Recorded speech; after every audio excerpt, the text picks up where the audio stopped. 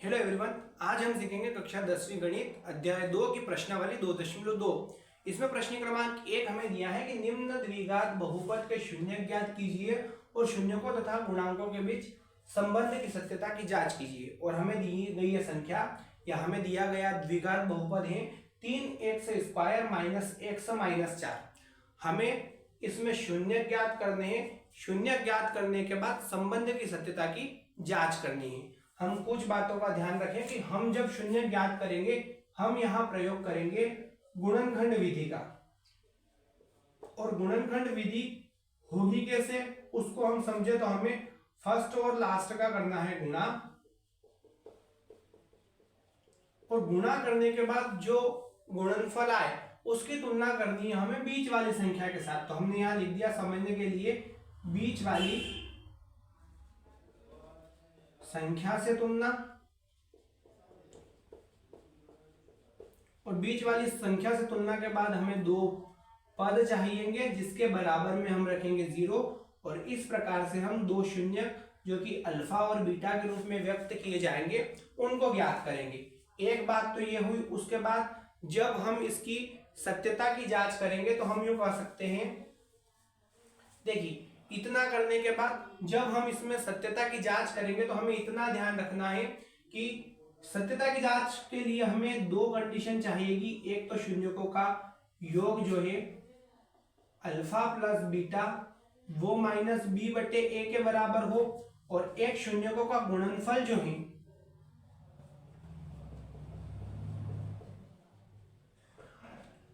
Alpha dot beta वो सी बटे ए के बराबर हो। हम इसको बराबर तो कर देंगे पर कंडीशन ये है कि बी ए और सी ए के मान हमारे पास नहीं है। हम वो मान कैसे निकालेंगे? तो यहां हमें जो दिया है यह एक द्विघात बहुपद है, और इस द्विघात बहुपद को हम हमेशा ax² plus bx plus c बराबर 0 के रूप में व्यक्त करते हैं, जहां x² के साथ जो होता है वो a का मान होता है।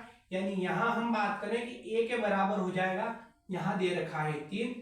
रेखिक जो होता है वो b का मान होता है, यानी b के बराबर हो जाएगा यहां कुछ नहीं मतलब 1, और साथ में माइनस है तो हमने माइनस लगा दिया, और c के बराबर हो जाएगा माइनस का 4। इस प्रकार से हम यहां मान रखेंगे। और LHS के बराबर यदि RHS आया है तो हम कह सकते हैं कि संबंध सत्य है, अन्यथा की स्थिति में संबंध असत्य है। शुरुआत उसकी गुणनखंड के रूप में करते हैं हम। देखिए हमें पहली और आखिरी संख्या का गुणा करना है तो हम यहाँ गुणा करेंगे, ये हो जाएगा 4 तिया 12। चिन्ह पे हम यहाँ ध्यान नहीं देंगे। इस 12 के बारे में अब हमें ऐसा सोचना है कि दो संख्या ऐसी जिसका आपस में गुणा करें तो 12 है, और जोड़े और घटाए तो बीच वाली संख्या, यानी यहाँ कुछ नहीं है मतलब ये तो 1 है। ऐसी कंडीशन तब हो सकती है जब हम 4 तिया 12 करें। हमेशा बड़ी संख्या को आगे लिखना है। हमने 4 तिया 12 किया, 4 में से 3 जाएंगे 1 बचेगा। हम 6 दूनी 12 भी कर सकते, पर गुणा करने पर तो 12 आ रहे हैं। 6 में से 2 जाएंगे 4 आएंगे, जबकि यहाँ पर हमें 1 चाहिए, यानी ये कहीं ना कहीं गलत होगा। हम इस 4 माइनस 3 को इस 1 की जगह रखेंगे, बाकी ऐसी की ऐसी संख्याएं उतार लेंगे। तो हम यहाँ लिखेंगे गुणनखंड करने पर, अब वहां हमने लिखा 3x², बीच में दिया है माइनस, पीछे -4 है, इसे हमें x की जगह लिखना है 4 - 3, या इस 1 की जगह लिखना है 4 - 3। उसके बाद साथ में चल रहा है x, तो हमने भी लिख दिया x। हम इस कोष्टक को सरल करेंगे, ये होगा 3x² माइनस का गुणा अंदर होगा तो -4, x का गुणा भी इसके साथ 4x हो जाएगा, फिर माइनस का गुणा 3 के साथ तो माइनस माइनस हो जाएगा प्लस, और x का गुणा 3 के साथ होगा तो ये हो जाएगा 3x, फिर पीछे चल रहा है -4। यहाँ 4 पद निकल कर आए हैं, हमें दो दो के जोड़े बनाना है और संख्याओं को कॉमन निकालना है। यानी 3x² माइनस 4x में से जो एक समान दिखे उसे बाहर निकाल लेना है। तो इसको भी हम एक और लिखकर सीखेंगे। यहाँ 3x² माइनस 4x है, इसको हम लिख सकते हैं 3 गुणित x, क्योंकि x जो है वो 2 बार है, -4 गुणित x। यहाँ हमें एक जैसा x दिख रहा है, हमने x को कॉमन निकाला, यहाँ बचा है 3 के साथ x यानी 3x, माइनस यहाँ बचा है 4। हम x 3x माइनस 4 को यहाँ लिखेंगे, तो हमने लिखा x 3x माइनस 4, इसे हम एक बार और ऐसा कैसा लिख देंगे। अब इस दूसरे पद की तुलना हमें इस दूसरे पद से करनी है। हमें चिन्ह को पिछली स्टेप के हिसाब से सही करना है और संख्याओं को भी पिछली स्टेप के हिसाब से सही करना है। तो यहाँ -4 दे रखा है, यहाँ भी -4 है, यहाँ 3x है, यहाँ भी 3x है। हमें ना तो संख्याएं परिवर्तित करना है ना ही चिन्ह परिवर्तित करना है। तो हम इतना ध्यान रखें कि जब कभी चिन्ह अपरिवर्तित रखना हो हमेशा प्लस का प्रयोग करेंगे, जब कभी संख्याओं को अपरिवर्तित रखना हो 1 का प्रयोग करेंगे। तो हमने यहाँ लिख दिया प्लस का 1, जो 2 बार है उसको हम एक बार कॉमन निकाल कर आगे लिख देंगे और जो 1 बार है उसको हम पीछे लिख देंगे। अब हमें इन दोनों के बराबर 0 रखना है, तो हम यहाँ लिखेंगे यदि 3x माइनस 4 बराबर 0 हो तो ये हो जाएगा 3x माइनस का 4 बराबर से इधर आके हो जाएगा प्लस का, और यहाँ x का मान निकलेगा 4/3, यानी अल्फा का मान हमारे पास निकल कर आया है 4/3। इसी प्रकार से हम बीटा का मान ज्ञात कर लेते हैं। तो हमने यहाँ लिखा यदि x प्लस 1 बराबर 0 हो तो यहाँ हो जाएगा x बराबर -1, बीटा बराबर -1। अब हम शून्य की सत्यता की जांच कर लेते हैं। तो हम यहाँ लिखेंगे जांच शून्यकों का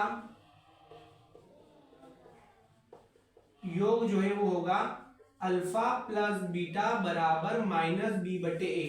हमें एबीसी के मान निकालने हैं। हमने कुछ समय पहले चर्चा की है कि a का मान मतलब स्क्वायर वाला मान, यानी ये हो जाएगा a का मान 3, b का मान मतलब रेखिक वाला मान यानी b बराबर -1, और c का मान मतलब संख्या यानी c बराबर -4। अल्फा प्लस बीटा हमारे पास निकल कर आया है 4/3, प्लस बीटा की जगह है -1 बराबर माइनस लिखा, b का मान हमारे पास है, यहाँ निकाला हमने -1, और a का मान हमारे पास है 3। ये हो जाएगा माइनस माइनस प्लस यानी 1/3, इसके बटे में कुछ नहीं मतलब 1, प्लस माइनस से हो जाएगा माइनस, यानी 4/3 माइनस 1/1। हम इन दोनों का एलसीएम ले लेंगे। यहाँ हुआ 3 एकम 3, 1 का गुणा उधर करेंगे यानी 4, -3 का गुणा इधर करेंगे यानी 3 बराबर 1/3। अब 4 में से 3 जाएंगे, 1 बचेगा, बट्टे में 3 बराबर 1/3। यहाँ शून्यकों का योग जो है वो LHS बराबर RHS आ गया है।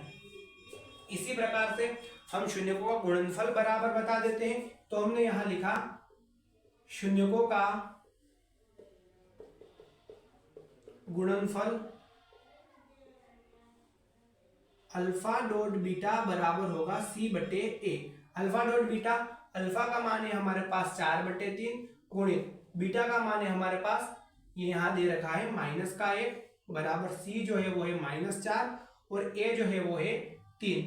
तो ये हो जाएगा 1 का गुणा इसके साथ करेंगे 4/3 पर प्लस माइनस से हो जाएगा माइनस बराबर -4/3।